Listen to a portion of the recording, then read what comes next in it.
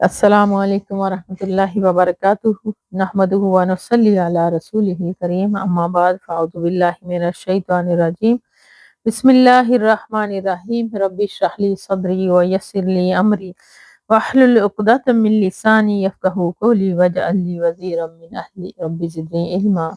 اللہم فقہنا فی الدین اللہم انی اسألک علما نافعا وعملا متقبلا ورزقا طیبا اللہم انفعنا بما علمتنا وعلمنا ما ینفعنا وزدنا علما ربی یسر ولا تعسر وتمم بالخیر وبک نستعین آمین یا رب العالمین۔ زہد اور فکر کی فضیلت کا بیان ابھی جاری ہے۔ حضرت ابو ہریرہ رضی اللہ تعالیٰ عنہ سے روایت ہے کہ نبی کریم صلی اللہ علیہ وسلم نے فرمایا، دینار و درم اور شال و دشالے کا بندہ پرستار ہلاک ہو کہ اسے یہ چیز دی گئی تو خوش، اور اگر نہ دی جائے تو ناراض ہوتا ہے۔ رواہ البخاری۔ فائدہ دنیا، دینار و درم اور چادروں کا بندہ ہونے کا مطلب یہ ہے کہ وہ اللہ کے احکام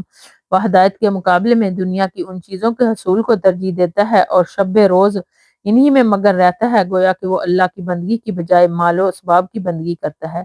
یہ غیر اللہ کی بندگی ہے، اس کی ہلاکت کا باعث ہے۔ اللہم محفوظنا منہم آمین یا رب العالمین۔ حضرت ابو ہریرہ رضی اللہ تعالیٰ عنہ سے روایت ہے کہ نبی کریم صلی اللہ علیہ وسلم کہ میں نے 70 اہل صفا کو دیکھا، ان میں سے کسی کے پاس جسم کے اوپر پورا حصہ چھپانے کے لیے چادر نہیں تھی، کہ کسی کے پاس نچلا دڑ ڈھانکنے کے لیے ازار، پجامہ، تہبند اور شلوار وغیرہ ہوتی، اور کسی کے پاس چادر ہوتی جسے وہ اپنی گردنوں میں باندھ لیتے، اور وہ کپڑا کسی نصف پنڈلی تک پہنچتا اور کسی کے ٹخنوں تک، پھر وہ اسے اپنے پاس سے اکٹھا کر کے رکھتے کہ کہیں ان کے قابل 70 حصہ عریاں نہ ہو جائے۔ رواہ البخاری۔ فائد نمبر 1، صفا چبوترے یا ڈیوڑی کو کہتے ہیں۔ مسجد نبی کے آخر میں یہ چبوترا تھا جس پر چھت ڈالی گئی تھی۔ اس میں نبی کریم صلی اللہ علیہ وسلم سے علم دین حاصل کرنے والے اور جہاد کی تربیت لینے والے صحابہ وقت گزارتے تھے۔ ان کو اہل صفہ کہا جاتا ہے۔ ان میں کوئی متعین تعداد نہیں تھی، ان میں کمی پیشی ہوتی رہتی تھی۔ یہ اسلام کا سب سے پہلا مدرسہ یا نبوی درسگاہ تھی اور معسکر بھی۔ نمبر 2، اس میں آج کل کے طلباء علوم دینیا کے لیے بڑی عبرت ہے کہ صحابہ کرام رضی اللہ تعالیٰ عنہم نے کس طرح ایک چبوترے پر اپنے شب و روز گزارے اور اسی طرح کھانے سے بے نیاز ہو کر کہ کبھی مل گیا تو کھا لیا، نہیں تو فاقہ، دین کا علم حاصل کیا اور جہاد کی تربیت لی۔ حضرت ابو ہریرہ رضی اللہ تعالیٰ عنہ سے روایت ہے کہ رسول اللہ صلی اللہ علیہ وسلم نے ارشاد فرمایا، دنیا مومن کے لیے قید خانہ اور کافر کے لیے جنت ہے۔ فائد نمبر 1، ایک مومن کے لیے جنت میں جو نعمتیں تیار ہیں، اس کے اعتبار سے یہ دنیا مومن کے لیے قید خانہ ہے، اور کافر کے لیے جو دائمی عذاب ہے، اس کے اعتبار سے دنیا اس کے لیے جنت ہے۔ یا یہ مطلب ہے کہ ایک مومن شہوات اور خواہشات نفس سے بچتا اور جس طرح مومن نانا متقیانہ زندگی گزارتا ہے، وہ ایسے ہے جیسے وہ قید خانے میں ہے اور قواعد و ضابط شکنجے میں کسا ہوا ہے، جبکہ کافر ہر قید اور ضابطے سے آزاد اور خواہشات و شہوت کے لذتوں میں محمق رہتا ہے، منہمک رہتا ہے۔ یوں گویا کہ اس کے لیے دنیا جنت ہے۔ نمبر 2، اس کی تائید ایک دوسری حدیث سے بھی ہوتی ہے جس میں رسول اکرم صلی اللہ علیہ وسلم نے مومن کو صدائے ہوئے اونٹ کے ساتھ تشبیہ دی ہے کہ اسے جہاں لے جایا جائے چلا جاتا ہے اور جہاں بٹھایا جائے بیٹھ جاتا ہے۔ مقصد اس حدیث سے مومن کو آخرت کی تیاری کی ترغیب اور دنیاوی لذتوں سے اجتناب کی تاکید ہے۔ حضرت ابن عمر رضی اللہ تعالیٰ عنہ سے روایت ہے کہ رسول اللہ صلی اللہ علیہ وسلم نے میرے کندھے سے پکڑ کر فرمایا کہ تم دنیا میں ایسے رہو گویا کہ تم ایک پردیسی یا راہگیر ہو۔ حضرت ابن عمر رضی اللہ تعالیٰ عنہ فرمایا کرتے تھے کہ جب تم شام کرو تو صبح کا انتظار مت کرو، اور جب صبح کرو تو شام کا انتظار مت کرو، اور اپنی صحت میں بیماری کے لیے اور اپنی زندگی میں موت کے لیے کچھ حاصل کر لو۔ رواہ البخاری۔ علماء نے اس حدیث کی شرح میں اس کے معنی یہ بیان کیے ہیں کہ اس کا مطلب ہے کہ تم دنیا کی طرف زیادہ مت جھکو، نہ اسے مستقل وطن بناؤ، نہ اپنی جی میں زیادہ دیر دنیا میں رہنے اور اس پر زیادہ توجہ دینے کا پروگرام بناؤ، اس سے تم صرف اتنا ہی تعلق رکھو جتنا ایک مسافر اجنبی دیش سے تعلق رکھتا ہے، اور دنیا میں زیادہ مشغول نہ ہو، اسی طرح جیسے ایک مسافر جو اپنے گھر جانے کا ارادہ رکھتا ہے یا گھر جانے کا ارادہ رکھتا ہو، دیار غیر سے زیادہ وابستگی نہیں رکھتا۔ وباللہ التوفیق، وباللہ التوفیق۔ فائدہ: جو شخص دنیا کو ایک مسافر خانہ اور گزرگاہ سمجھے گا، وہ یقیناً زخارف دنیا سے اپنا دامن الجھانا پسند نہیں کرے گا۔ انسان کی غلطی یہی ہے کہ وہ اس کی اس حیثیت کو نہیں سمجھتا اور پل کی خبر نہ ہونے کے باوجود 100 برس کے سامان کی تیاری میں لگا رہتا ہے۔ جیسا کہ کسی نے کہا، سامان 100 برس کا، پل کی خبر نہیں۔ بے شک حضرت ابو باز سہل بن سعد سعدی رضی اللہ تعالیٰ عنہ سے روایت ہے کہ ایک آدمی نبی اکرم صلی اللہ علیہ وسلم کی خدمت میں حاضر ہوا، عرض کیا، اے اللہ کے رسول صلی اللہ علیہ وسلم، مجھے ایسا عمل بتلائیے جب میں وہ کروں تو اللہ بھی مجھ سے محبت کرے اور لوگ بھی مجھ سے محبوب ہو جائیں۔ آپ صلی اللہ علیہ وسلم نے ارشاد فرمایا، دنیا سے بے رغبت ہو جاؤ، اللہ تم سے محبت کرے گا، اور لوگوں کے پاس جو کچھ ہے اس سے بے نیاز ہو جاؤ تو جو لوگ تم سے محبت کریں گے۔ یہ حدیث حسن ہے، اسے ابن ماجہ نے روایت کیا ہے۔ فائدہ نمبر 1، مذکورہ روایت کو بعض محققین نے سند ضعیف قرار دیا ہے، جبکہ درست اور راجح موقف یہ ہے کہ یہ روایت شواہد اور متابعات کی بنا پر حسن درجے تک پہنچ جاتی ہے، اور حسن حدیث محدثین کے نزدیک قابل عمل اور قابل حجت ہے۔ تحقیقی بحث کے لیے دیکھیے زہد دنیا اس کے نمبر 2، زہد دنیا اس کے لائق سے کنارہ کشی کا نام نہیں، بلکہ زہد کا مطلب ہے کہ رزق حلال پر قناعت کرنا اور کمائی کے ناجائز ذرائع اختیار کرنے سے اجتناب کرنا، کیونکہ اسلام میں ترک دنیا کی اجازت ہے، نہ مال و دولت کے حصول کی صحیح و کوشش مذموم۔ اس لیے دنیا سے تعلق اور معاش کے لیے صحیح جد و جہد زہد کی منافی نہیں، بلکہ صرف حلال ذرائع اور حلال آمدنی پر کفایت اسے عبادت کا درجہ عطا کر دیتی ہے۔ اسی طرح لوگوں کے مال و دولت سے بے نیازی اور ان سے صرف نظر کر لینا بھی زہد اور استغنا و قناعت کا حصہ ہے۔ نمبر 3، اس سے ایک اضافی فائدہ یہ بھی حاصل ہوتا ہے کہ انسان لوگوں کی نظروں میں محبوب اور معزز ہو جاتا ہے، کیونکہ اللہ تعالیٰ کے برعکس لوگوں کے سامنے دست طلب دراز کرنے سے انسان ذلیل ہوتا ہے اور لوگ اسے پسند نہیں کرتے، جبکہ اللہ کا معاملہ ہے کہ اس سے جتنا مانگو وہ اتنا ہی خوش ہوتا ہے، بلکہ نہ مانگنے پر وہ ناراض ہوتا ہے۔ ایک عربی شاعر نے کیا خوب کہا ہے، لا تسأل بنی آدم صاحبہ واسأل الذی ابوابہ لا تحجب، اللہ یغضب ان ترکت سؤالہ وابن آدم حین یسأل یغضب۔ یعنی انسان کے سامنے اپنی ضروریات کے لیے ہاتھ مت پھیلاؤ، اس سے مانگو جس کے فضل و کرم کا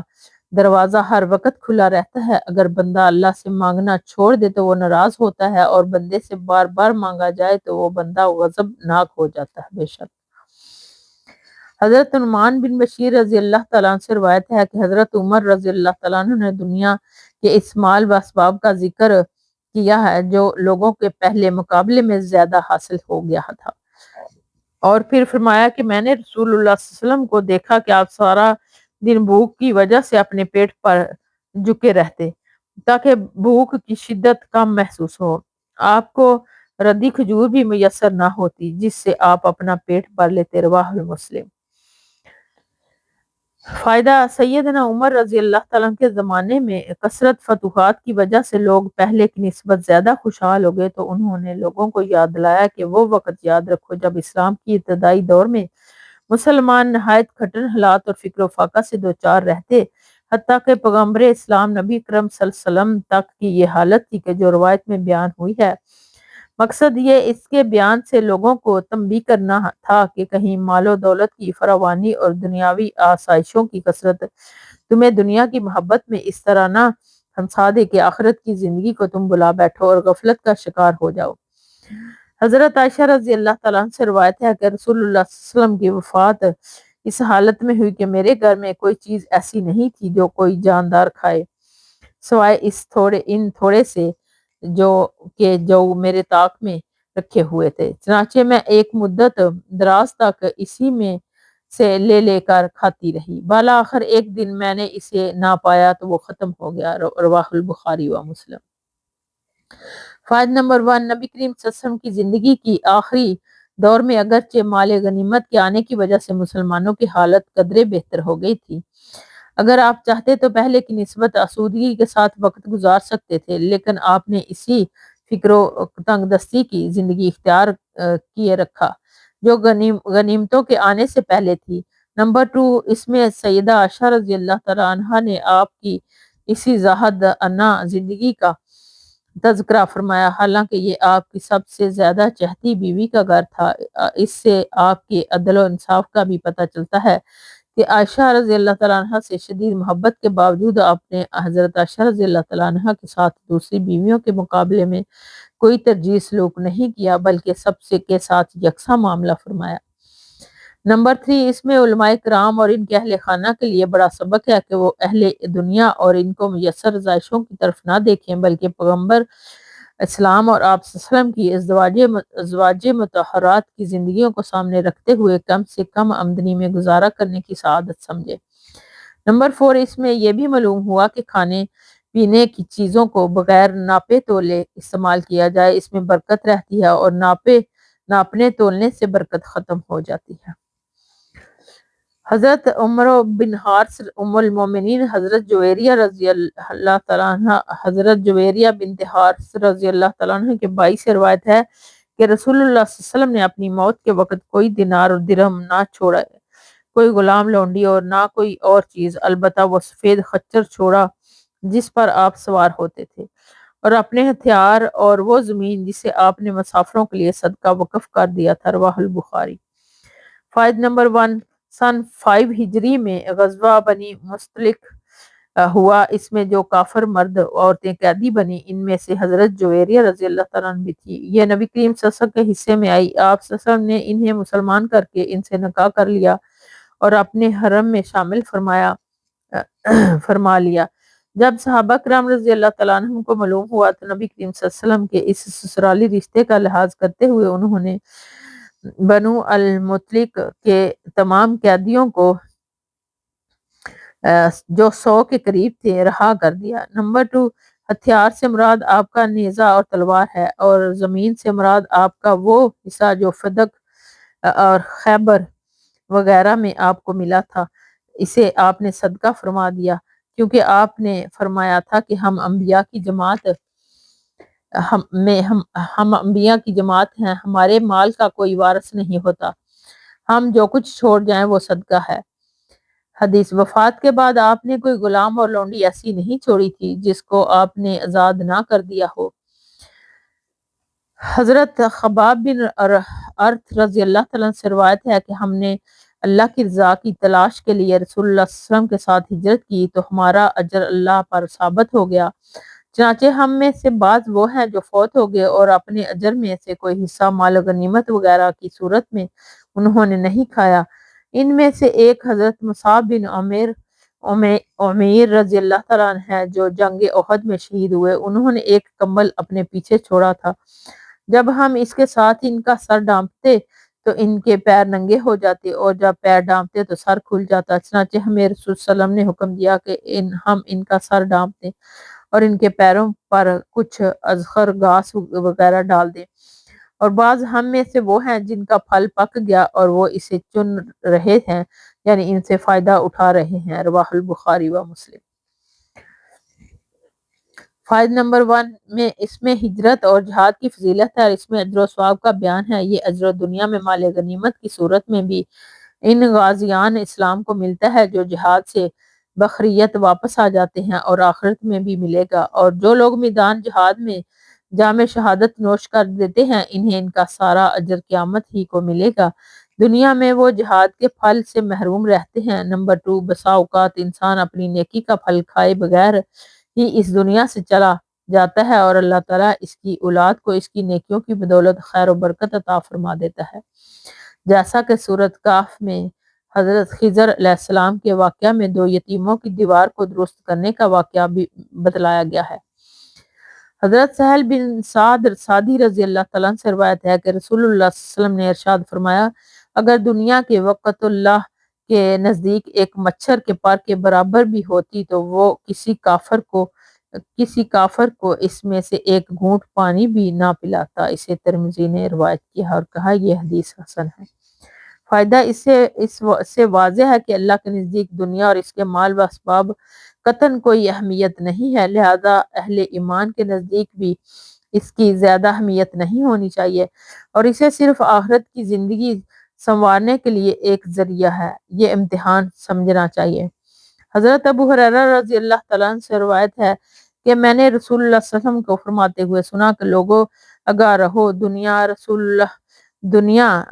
ملعون ہے اور جو کچھ اس میں ہے وہ بھی ملعون ہے، سوائے اللہ کے ذکر کے اور ان چیزوں کے جو اس سے تعلق رکھتی ہیں، اور سوائے دینی علوم سے بہراور اور اس کا علم حاصل کرنے والوں کی۔ اسے ترمذی نے روایت کیا ہے۔ فائدہ نمبر 1، اس سے مراد دنیا کا مطلقاً معلوم ہونا نہیں بلکہ اصل مطلب دنیا کی ان چیزوں کا معلوم ہونا ہے جو انسان کو اللہ سے دور اور اس کی اطاعت سے مشغول کر دیں۔ اس اعتبار سے دنیا کی کوئی چیز مذموم بھی ہو سکتی ہے اور محمود بھی۔ مثلا مال محمود ہے اگر اسے حلال طریقے سے حاصل اور حلال مصارف ہی پر خرچ کیا جائے، بے صورت دیگر یہی مال مذموم و ملعون ہے۔ وعلی ھذا القیاس دنیا کی دوسری چیزیں ہیں۔ نمبر 2، وہ علم بھی محدود مطلوب ہے جو اللہ کے قریب کر دے اور بندوں کی ہدایت اور فیض رسانی کا ذریعہ بنے، بے صورت دیگر یہ بھی مذموم و ملعون ہے۔ نمبر 3، اس میں علماء اور طلباء علوم دینیا کی فضیلت ہے اور دیگر لوگوں کو ترغیب ہے کہ وہ بھی علم اور علماء سے کسی نہ کسی طرح ضرور منسلک رہیں۔ حضرت عبداللہ بن مسعود رضی اللہ تعالیٰ عنہ سے روایت ہے کہ رسول اللہ صلی اللہ علیہ وسلم نے فرمایا، تم جائیدادیں نہ بناؤ، اس کا نتیجہ یہ ہوگا کہ تمہاری رغبت دنیا میں بڑھ جائے گی۔ اسے ترمذی نے روایت کیا ہے اور کہا یہ حدیث حسن ہے۔ فائدہ صبغاتن سے مراد ہے زمین، صنعت اور زراعت اور کاروبار ہے، اور مطلب یہ ہے کہ ان میں اتنا زیادہ انہماک اور دلچسپی نہیں لینی چاہیے کہ انسان کا مقصد زندگی رضائے الہی کی بجائے یہی چیزیں بن جائے، اس کا شب و روز اسی تک ود میں صرف ہوں، اور ورنہ حسب ضرورت کفایت تو زمین، کاروبار اور جائیداد وغیرہ بنانا اور رکھنا سب جائز ہے، ممنوع نہیں ہے۔ حضرت عبداللہ بن عمرو بن عاص رضی اللہ تعالیٰ عنہ سے روایت ہے کہ ہمارے پاس سے رسول اللہ صلی اللہ علیہ وسلم گزرے جبکہ ہم اپنے چھپر کی مرمت کر رہے تھے۔ آپ صلی اللہ علیہ وسلم نے فرمایا یہ کیا ہے؟ ہم نے کہا یہ چھپر کمزور ہو کر گرنے کے قریب ہو گیا تھا، ہم اسے ٹھیک کر رہے ہیں۔ آپ صلی اللہ علیہ وسلم نے فرمایا میں تو معاملے موت کو اس سے بھی زیادہ قریب دیکھ رہا ہوں۔ اسے ابو داؤد اور ترمذی نے بخاری و مسلم کی سند کے ساتھ روایت کیا ہے۔ امام ترمذی نے کہا ہے یہ حدیث حسن ہے۔ فائدہ نمبر 1، خود سے مراد یا تو چھپر ہے یا وہ گھر جو لکڑی اور کانوں سے بنا ہوتا ہے اور مٹی سے اسے لیپ دیا جاتا ہے، وہ مٹی کی لپائی ہی میں مصروف ہوں گے۔ نمبر 2، آپ صلی اللہ علیہ وسلم کا ارشاد کا مطلب یہ نہیں کہ مکان کی لپائی یا پوتی نہ کی جائے بلکہ مطلب موت کی یاد دہانی ہے تاکہ موت ہر وقت انسان کے سامنے رہے اور کسی وقت بھی اس سے غفلت نہ برتے۔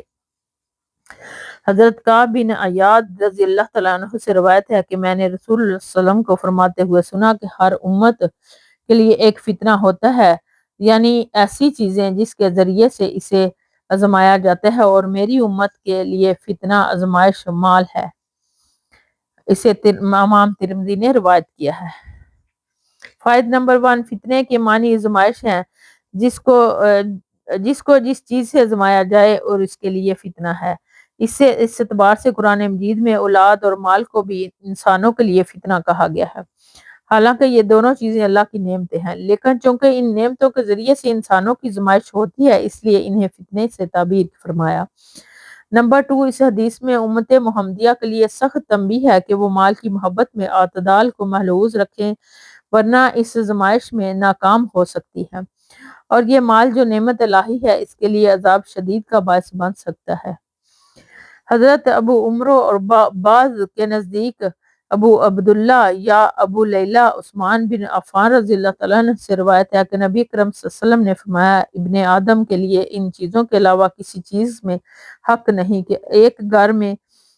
گھر جس میں اس کی رہائش ہو، کپڑا جس سے وہ اپنا سطر چھپا لے، بغیر سالن کے یا موٹی روٹی اور پانی۔ اسے امام ترمذی نے روایت کیا ہے اور کہا ہے یہ حدیث صحیح ہے۔ امام ترمذی رحم اللہ فرماتے ہیں کہ میں نے ابو داؤد سلیمان بن سالم بلخی سے سنا، وہ فرماتے ہیں کہ میں نے نضر بن شمیل سے سنا کہ خلف وہ روٹی ہے جس کے ساتھ سالن نہ ہو، اور دوسرے حضرات کہتے ہیں کہ موٹی روٹی کو جلف کہتے ہیں، اور امام حروی نے کہا کہ جلفن سے مراد روٹی رکھنے کا برتن ہے جیسے گون، موٹے بالوں یا رسیوں سے بنا ہوا تھیلا یا خرجی، زنجبیل، ٹوکری، بورا وغیرہ۔ واللہ عالم۔ فائدہ مذکورہ روایت ضعیف ہے، تاہم دیگر صحیح احادیث سے یہ ثابت ہے کہ انسان کو دنیا میں ایک مسافر کی طرح رہنا چاہیے۔ مسافر جس طرح کم از کم سامان کے ساتھ سفر کرنا پسند کرتا ہے، انسان کو بھی کم از کم سامان دنیا کے ساتھ گزارا کرنا چاہیے۔ حضرت عبداللہ بن شجر شعین کے نیچے زیر اور خا کے نیچے بھی زیر اور تشدید ہے، رضی اللہ تعالیٰ سے روایت ہے کہ میں نے نبی اکرم صلی اللہ علیہ وآلہ وسلم کی خدمت میں حاضر ہوا۔ آپ صلی اللہ علیہ وسلم الہاکم التکاثر، تمہیں کثرت کی آرزو نے غفلت میں ڈال دیا ہے، تلاوت فرما رہے تھے۔ پھر آپ صلی اللہ علیہ وسلم نے فرمایا انسان کہتا ہے کہ میرا مال میرا مال، حالانکہ اے انسان تیرا مال تو صرف وہ ہے جو تو نے کھا کر ختم کر دیا یا پہن کر بسیدہ کر دیا یا صدقہ کر کے آگے آخرت کے لیے چلا دیا۔ رواہ مسلم۔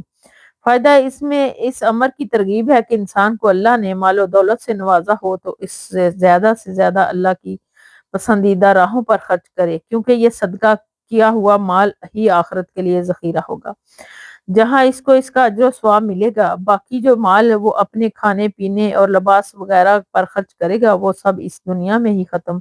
اور بسیدہ ہو جائے گا، اور آخرت میں اس کا کوئی حصہ اس کے کام نہیں آئے گا۔ حضرت عبداللہ بن مغفل رضی اللہ تعالیٰ عنہ سے روایت ہے کہ ایک آدمی نے نبی کریم صلی اللہ علیہ وسلم سے کہا کہ اللہ کے رسول صلی اللہ علیہ وسلم کی قسم، میں یقیناً آپ سے محبت کرتا ہوں۔ آپ صلی اللہ علیہ وسلم نے فرمایا کہ دیکھ کر تو کیا کہہ رہا ہے؟ اس نے پھر کہا کہ اللہ کی قسم میں یقیناً آپ سے محبت کرتا ہوں۔ 3 مرتبہ اس نے اسی طرح کہا۔ آپ نے ارشاد فرمایا اگر تو واقعی مجھ سے محبت کرتا ہے تو فقر و غربت کا ٹاٹ تیار کر، اس لیے فکر اس شخص کی طرف جو مجھ سے محبت کرتا ہے اتنی تیزی سے جاتا ہے کہ اتنا تیز سیلاب کا پانی بھی اپنے بہاؤ کے رخ پر نہیں جاتا۔ اسے ترمذی نے روایت کیا اور کہا یہ حدیث حسن ہے۔ حضرت کعب بن مالک رضی اللہ تعالیٰ عنہ سے روایت ہے کہ رسول اللہ صلی اللہ علیہ وسلم نے ارشاد فرمایا وہ بھوکے کی بھیڑیا جنہیں بکریوں کے ریوڑ میں بھیجا جائے بکریوں کو اتنا نقصان نہیں پہنچاتے جتنا نقصان آدمی کے مال اور جاہ کی حرص اس کو دین پہنچاتی ہے۔ اسے ترمذی نے روایت کیا ہے۔ فائد نمبر 1، مال و جاہ کی محبت کی یہ حشر ثمانیہ جس کی نشاندہی اس حدیث میں کی گئی ہے آج ہر طرف دیکھی جا سکتی ہے، حتیٰ کہ علماء اور مدیان زاہد تقویٰ بھی جب ان کے اندر ان چیزوں کی حرص آ گئی تو وہ ان ہلاکتوں سے اپنا دامن نہیں بچا سکتے۔ نمبر 2، آج دینی جماعت جس انتشار و شدید اختلافات کا شکار ہیں ان کے اسباب بھی مال و جاہ کی محبت سرفرست ہیں، جس میں علماء کی اکثریت بھی بدقسمتی سے مبتلا ہے۔ فإلی اللہ المشتکیٰ۔ حضرت عبداللہ بن مسعود رضی اللہ تعالیٰ عنہ سے روایت ہے کہ رسول اللہ صلی اللہ علیہ وسلم نے ایک مرتبہ ایک چٹائی پر سوئے جس سے آپ کے پہلو چٹائی کے نشان پڑ گئے، پہلو پر چٹائی کے نشان پڑ گئے۔ ہم نے کہا ہے اللہ کے رسول صلی اللہ علیہ وسلم اگر اجازت دیں تو ہم آپ کے لیے ایک نرم گدا تیار کر دیں۔ آپ صلی اللہ علیہ وسلم نے ارشاد فرمایا مجھے دنیا سے کیا سروکار، میں تو دنیا میں اس سوار کی طرح ہوں جو کسی درخت کے نیچے سایہ حاصل کرنے کے لیے ٹھہرا، پھر چل پڑا اور اس درخت کو چھوڑ دیا۔ اسے ترمذی نے روایت کیا ہے۔ اس میں نبی کریم صلی اللہ علیہ وسلم کے زہد کے علاوہ دنیا کی حقیقت ایک تمثیل کے ذریعے سے نہایت بلیغ انداز میں واضح کر دی گئی۔ کاش لوگ اس حقیقت کو سمجھ کر دنیا کے ساتھ ایسا ہی معاملہ کریں جو اس حدیث کا مفاد ہے۔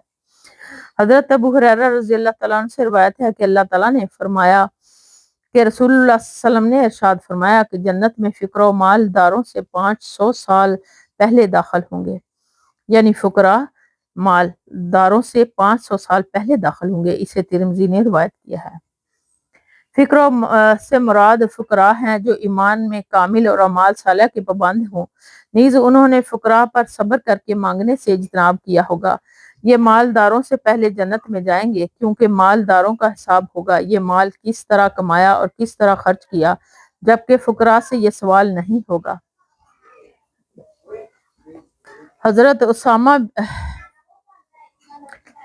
حضرت ابن عباس اور عمران بن حسین رضی اللہ تعالیٰ عنہ سے روایت ہے کہ نبی اکرم صلی اللہ علیہ وسلم نے فرمایا کہ میں نے جنت میں جھانکا تو دیکھا کہ اس میں اکثر نادار لوگ ہیں،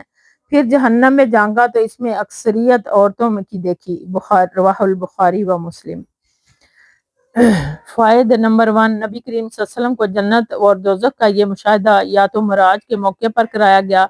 یا کشف کے ذریعے سے، جیسے حدیث سے ثابت ہے کہ نماز کسوف میں آپ کو کشف کے ذریعے سے جنت اور دوزخ کا مشاہدہ کرایا گیا۔ فقراء کی اکثریت یہ اس لیے جنت میں جائے گی کہ وہ ایمان و عمل صالح کی پابندی مالداروں کے مقابلے میں زیادہ کرتے ہیں، جبکہ مالداروں کی اکثریت مال کے گھمنڈ میں ایمان و عمل کے تقاضوں میں اہمیت نہیں دیتی، اور عورتوں کے زیادہ جہنم میں جانے کی وجہ سے خود دوسری حدیث میں بیان کر دی گئی، یہ آپس میں زیادہ لعن طعن اور خامدوں کی ناشکری کرتی ہیں، اس لیے عورتوں کو ان کی کوتاہیوں کا ازالہ کرنا چاہیے۔ حضرت اسامہ بن زید رضی اللہ تعالیٰ عنہ سے روایت ہے کہ نبی اکرم صلی اللہ علیہ وسلم نے فرمایا کہ میں جنت کے دروازے پر کھڑا ہوا تو میں نے دیکھا کہ اس میں داخل ہونے والے زیادہ مساکین ہیں اور مالدار لوگوں کو حساب کے لیے روکا ہوا تھا، البتہ جہنمیوں کو جہنم کی طرف لے جانے کا حکم دے دیا گیا۔ رواہ البخاری و مسلم۔ حضرت ابو ہریرہ رضی اللہ تعالیٰ عنہ سے روایت ہے کہ نبی اکرم صلی اللہ علیہ وسلم نے ارشاد فرمایا کہ سب سے سچی بات جو کسی شاعر نے کہی وہ لبید شاعر کی بات ہے، اس نے کہا کہ سنو، اللہ کے سوا جو کچھ بھی ہے باطل ہے، بے حقیقت ہے۔ رواہ البخاری و مسلم۔ فائد نمبر 1، اس سے معلوم ہوا کہ اچھے شعر پڑھنا، کہنا اور اس سے اجتہاد جائز ہے۔ نمبر 2، اس شعر میں کل من علیہا فان والا مضمون بیان کیا گیا ہے، جس سے آخرت کی زندگی کا دوام اور دنیا کی ناپائیداری کا اثبات ہوتا ہے۔ مطلب یہ ہے کہ ہمیں آخرت کی طرف زیادہ توجہ رکھنی چاہیے اور دنیا میں کم۔ تو اس لیے ہمیں اللہ سبحانہ تعالیٰ سے دعا ہے کہ یا اللہ ہمارے آنے والی اولادوں کو، ہمارے آنے والی نسلوں کو اور ہمارے بچوں کو ایمان والی زندگی عطا فرما، آمین۔ وآخر دعوانا ان الحمد للہ رب العالمین۔ سبحانک اللہم و بحمدک نشہد ان لا الہ الا انت نستغفرک و نتوب الیک۔ السلام علیکم ورحمۃ اللہ وبرکاتہ۔